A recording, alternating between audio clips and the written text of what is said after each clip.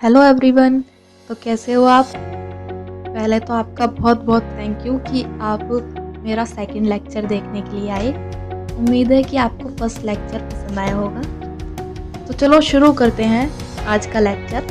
तो chapter cell the unit of life और ये लेक्चर 2 है। आज हम सेल के बारे में और प्रोकैरियोटिक सेल्स के बारे में बहुत सारी बातें करेंगे। तो जैसे कि आप जानते हो, ये है एक टिपिकल एनिमल सेल। तो पहले हम वो पढ़ लेते हैं, क्विक रिवीजन करते हैं जो हमने कल पढ़ा था।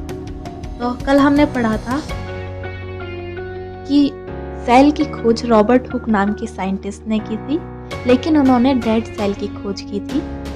लाइव सेल की खोज ल्यूवेनहॉक नाम के साइंटिस्ट ने की थी। फिर सेल थ्योरी को दिया गया। सेल थ्योरी को देने वाले साइंटिस्ट के नाम थे शिल्डन और स्वान। शिल्डन और स्वान ने ये बताया था कि सेल जीवन की रचनात्मक और क्रियात्मक इकाई होती है, लेकिन सेल थ्योरी ये नहीं बता पाई थी कि सेल आती कहाँ से है। फिर रुडोल्फ विर्को नाम के साइंटिस्ट आए। उन्होंने बताया कि नई सेल पुरानी सेल से ही आती है। अब इन तीनों के स्टेटमेंट से, इन तीनों की मदद से सेल थ्योरी को सेल प्रिंसिपल में कन्वर्ट कर दिया गया। सेल प्रिंसिपल में ये बताया गया कि सेल जीवन की क्रियात्मक और रचनात्मक इकाई होती है। सभी जीव सेल से ही बने हैं। एक सेल जो होती है उसमें जीवन उपस्थित होता है, तो एक सेल से अगर कोई छोटा जीव है तो वो जीवित नहीं माना जाता। हालांकि इसका एक्सेप्शन वायरस था। और हमने पढ़ा था कि नई सेल पुरानी सेल से ही आती हैं। तो बस कल का लेक्चर इतना ही था। आज शुरू करते हैं नया लेक्चर। तो सबसे पहले हम बात करेंगे सेल्स के कुछ इम्पोर्टेंट फैक्ट्स के बारे में। तो सबसे पहला आता है कि स्मॉलेस्ट सेल। सबसे स्मॉलेस्ट सेल जो होती है वो माइकोप्लाज्मा होती है। इसे पीपीएलओ और एमएलओ भी कहते हैं। ये इसका डायग्राम है। नेक्स्ट आते हैं लार्जेस्ट सेल। तो लार्जेस्ट सेल ऑस्ट्रिच का एग है। अब ऑस्ट्रिच के एग को देख के बच्चे सोच रहे होंगे कि कितना बड़ा एग है, ऑमलेट कितनी सारी बनेगी। लेकिन पीछे उसकी अम्मी भी खड़ी है, वो तुम्हारी ऑमलेट बना देगी। तो मजाक छोड़ते हैं, चलो आगे चलते हैं। अब आती है लार्जेस्ट ह्यूमन सेल कौन सी होती है। वो होती है फीमेल एग या ओवम। ये उसका डायग्राम है। अब आती है स्मॉलेस्ट ह्यूमन सेल कौन सी होती है। तो वो होती है मेल स्पर्म। अब आती है लॉन्गेस्ट ह्यूमन सेल कौन सी होती है। तो ये बच्चों मोटर न्यूरॉन्स होती हैं, जो हमारे स्पाइनल कॉर्ड से हमारे पैर के अंगूठे तक फैली होती हैं। इसका डायग्राम देखते हैं। एक और डायग्राम देखते हैं। अब बात करते हैं टाइप ऑफ सेल्स की। तो सेल्स को बच्चों दो भागों में बांटा था न्यूक्लियस के आधार पर, प्रोकैरियोटिक सेल्स और यूकैरियोटिक सेल्स। तो न्यूक्लियस के आधार पर ही इन्हें क्यों बांटा गया, अब हम ये समझ लेते हैं। तो बच्चों ऐसा था कि जब ऐसे समझते हैं कि जब नेचर ने सेल्स को बनाने की शुरुआत की तो उन्होंने एक एक्सपेरिमेंट किया होगा। वो एक्सपेरिमेंट का जो रिजल्ट था वो प्रोकैरियोटिक सेल बन के आया।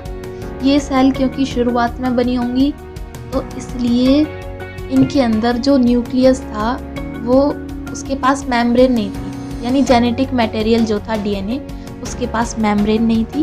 तो जो जेनेटिक मटेरियल था वो पूरी सेल में बिखरा हुआ था।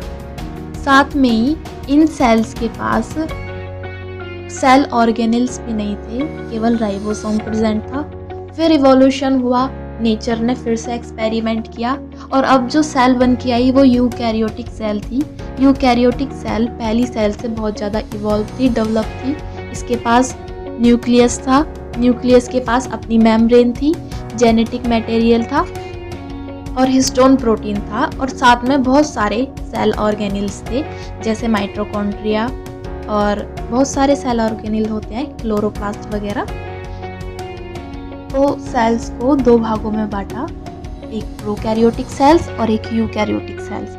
प्रोकैरियोटिक सेल्स यानी जिनमें न्यूक्लियस पुरानी तरह का था, इवॉल्व नहीं था, यानी जेनेटिक मटेरियल के पास अपनी कोई मेम्ब्रेन प्रेजेंट नहीं थी। फिर आए eukaryotic cells. Eukaryotic cells evolve थी, उनकी जेनेटिक मटेरियल के पास अपनी मेम्ब्रेन प्रेजेंट थी, इसलिए मेम्ब्रेन के आधार पर इन्हें दो भागों में बांटा था, अब एक डायग्राम देखते हैं जल्दी से। अब पढ़ते हैं प्रोकैरियोटिक सेल्स के बारे में। तो ये हैं बच्चों प्रोकैरियोटिक कोशिकाएं। तो प्रो का मतलब होता है प्रीमिटिव या पुराने प्रकार का, कैरियो यानी न्यूक्लियस यानी जिनके पास पुराने प्रकार का न्यूक्लियस था।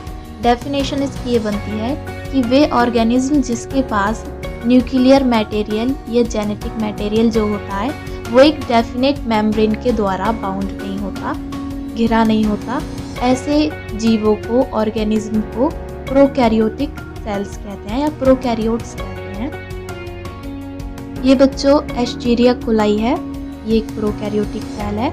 इसमें देखो जेनेटिक मटेरियल जो डीएनए है वो बिखरा हुआ है पूरी सेल में, उसके पास कोई बाउंड्री प्रेजेंट नहीं है। अब पढ़ते हैं प्रोकैरियोटिक कोशिकाओं के बारे में और जानकारी। तो जो प्रोकैरियोटिक ऑर्गेनिज्म है उन सभी को किंगडम मोनेरा में रखा गया है।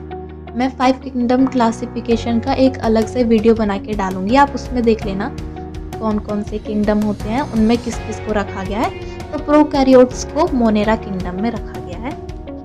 प्रोकैरियोटिक सेल्स जो होती हैं उनका genetic material double standard DNA होता है बच्चों, लेकिन इनके पास हिस्टोन प्रोटीन नहीं होता। अब यहाँ हिस्टोन प्रोटीन की बात आ गई है तो हम समझ लेते हैं कि हमने बात क्यों की, हिस्टोन प्रोटीन होता क्या है। तो बच्चों यूकैरियोटिक सेल्स जो होती हैं उसमें हिस्टोन प्रोटीन और डीएनए मिलकर क्रोमोसोम बनाते हैं, और ये क्रोमोसोम हमारा जेनेटिक मटेरियल है। यही पीढ़ी दर पीढ़ी हमारे कैरेक्टर्स को ट्रांसफर करने का काम करते हैं। तो ये जो हिस्टोन प्रोटीन होता है, ये प्रोटीन डीएनए जो धागा होता है, डीएनए थ्रेड लाइक स्ट्रक्चर होता है, तो उसको अपने ऊपर लपेट कर कंडेंस करने में हेल्प करता है, और यही डीएनए और हिस्टोन प्रोटीन कंडेंस हो करके क्रोमोसोम का निर्माण करते हैं। एक डायग्राम देखते हैं, डायग्राम देखने से आपको इजी पड़ेगा थोड़ा समझने में। तो ये देखो डीएनए जो थ्रेड लाइक स्ट्रक्चर है उसको हिस्टोन प्रोटीन ने अपने ऊपर लपेटकर कंडेंस करने में हेल्प किया, और कंडेंस होके फिर इन्होंने क्रोमोसोम का निर्माण किया। तो अब हम बात कर रहे थे प्रोकैरियोटिक सेल्स की, तो वापस उन्हीं पे लौट के आते हैं। प्रोकैरियोटिक सेल्स जो होती हैं उनके पास सेल ऑर्गेनेल्स नहीं होते, केवल राइबोसोम होता है। राइबोसोम प्रोटीन को बनाने वाला सेल ऑर्गेनेल होता है। ये प्रोकैरियोटिक सेल्स में 70S टाइप का होता है।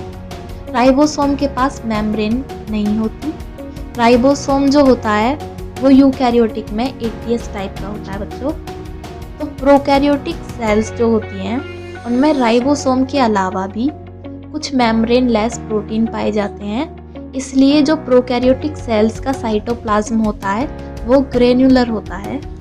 तो हम ऐसा कह सकते हैं कि पूरी प्रोकैरियोटिक सेल में केवल एक ही मेम्ब्रेन पाई जाती है, और वो उसकी सेल मेम्ब्रेन होती है। अंदर कोई भी मेम्ब्रेन वाला ऑर्गेनेल नहीं पाया जाता। अब बात करते हैं रेस्पायरेशन की, यानी तो रेस्पायरेशन जो होता है बच्चों वो सेल्स के लेवल पर होता है। अब कुछ बच्चे इसको ब्रीथिंग समझ लेंगे, यानी सांस लेना जो हम करते हैं, लेकिन ये ऐसा बिल्कुल नहीं होता। रेस्पायरेशन सेल्स में, जैसे हम यूकैरियोट्स की बात करें तो माइटोकॉन्ड्रिया में होता है। रेस्पायरेशन की प्रोसेस के थ्रू ही एटीपी का निर्माण होता है। एटीपी बच्चों करेंसी ऑफ सेल होती है, जैसे हम पैसे देकर कुछ काम करवाते हैं, यहाँ हमारी जो करेंसी है वो पैसे होते हैं। ऐसे ही सेल के अंदर कुछ भी वर्क कराने के लिए एटीपी की आवश्यकता होती है, इसलिए एटीपी को करेंसी ऑफ सेल कहते हैं। तो उसी एटीपी को बनाने की जो प्रोसेस होती है उसी को रेस्पायरेशन कहते हैं। तो प्रोकैरियोटिक सेल्स जो होती हैं उसमें रेस्पायरेशन के एंजाइम सेल मेम्ब्रेन पर ही पाए जाते हैं, क्योंकि इनके पास माइटोकॉन्ड्रिया अलग से प्रेजेंट नहीं होता। प्रोकैरियोटिक सेल्स जो होती हैं उनकी सेल मेम्ब्रेन पर अंदर की साइड कुछ फोल्डिंग्स पाए जाते हैं, उभार पाए जाते हैं, मतलब ये उभार मीजोसोम्स कहलाते हैं। मीजोसोम्स रेस्पायरेशन में हेल्प करते हैं, साथ में सेल डिवीज़न के समय ये सेल को 2 भागों में बंटने में भी हेल्प करते हैं। मीजोसोम का डायग्राम देखते हैं, इससे आपको आसानी से समझ में आएगा। तो ये देखो अंदर की तरफ सेल मेम्ब्रेन में उभार हैं, इन्हें कोई मीजोसोम्स कहते हैं। अब बात आती है प्रोकैरियोटिक सेल्स के मूवमेंट की, यानी वो मूवमेंट किस तरह से करते हैं। तो इन सेल्स में बच्चों फ्लैजिला पाया जाता है जो इनकी मूवमेंट में हेल्प करता है। फ्लैजिला सेल बॉडी से उभरा हुआ बाहर की तरफ एक भाग होता है, ये मूवमेंट में हेल्प करता है। अब बात आती है प्रोकैरियोटिक सेल्स में फोटोसिंथेसिस की। तो फोटोसिंथेसिस वो क्रिया होती है जिसमें सेल्स अपने लिए फूड बनाती हैं। तो फोटोसिंथेसिस प्रोकैरियोट्स में